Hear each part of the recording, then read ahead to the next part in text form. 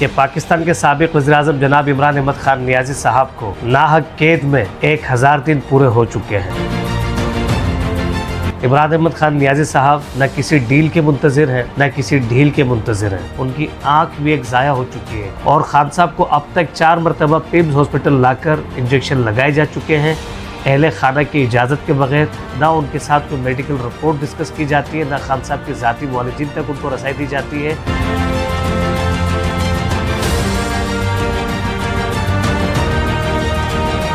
मैं Mohammad Arif Ghafoor Shaikh, Pakistan Tehreek-e-Insaf Sindh deputy general secretary. आज मैं रियासत पाकिस्तान की मुक़्तदरा से ये पूछना चाहता हूँ कि पाकिस्तान के साबिक वज़ीर-ए-आज़म जनाब इमरान अहमद खान नियाज़ी साहब को नाहक कैद में 1000 दिन पूरे हो चुके हैं।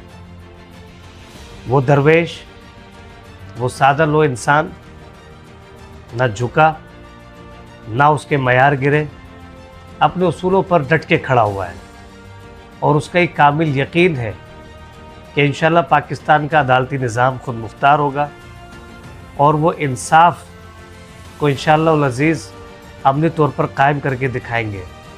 इमरान अहमद खान नियाज़ी साहब न किसी डील के मुंतज़िर हैं, न किसी ढील के मुंतज़िर हैं। वो अपने तमाम कानूनी मुआविनीन के साथ राब्ते में रहना चाहते हैं और वो चाहते हैं कि अदालत उनके साथ इंसाफ करें। वो आज की इम्पोर्टेड हुकूमत ने फॉर्म 47 की पैदावार ने वो अमाउंट रिसीव भी कर लिया है। तो इमरान अहमद खान क्यों कैद में हैं और क्यों सॉलिटरी कन्फाइनमेंट में हैं? उनकी आँख भी एक ज़ाया हो चुकी है। लिहाजा हम रियासत पाकिस्तान की मुक़्तदरा से ये तकाज़ा करते हैं कि इंसानी हुकूक के मुताबिक और आईन पाकिस्तान के मुताबिक जो उनके राइट्स बनते हैं being a former prime minister of Pakistan, वो उनको दिए जाए और उनके लीगल एडवाइज़र्स के साथ उनको रेगुलर बेसिस पे मुलाकात करने दी जाए, अहले खाना से मुलाकात करने दी जाए और उनकी तंजीम के जो ज़िम्मेदारान हैं, चाहे वो मरकज़ी क़यादत हो, चाहे वो हमारे नौजवान CM हो KPK के सुहेल खान आफरीदी, उनसे मुलाकात करने दी जाए। और खान साहब को अब तक 4 मरतबा पिम्स हॉस्पिटल लाकर इंजेक्शन लगाए जा चुके हैं अहले खाना की इजाज़त के बगैर।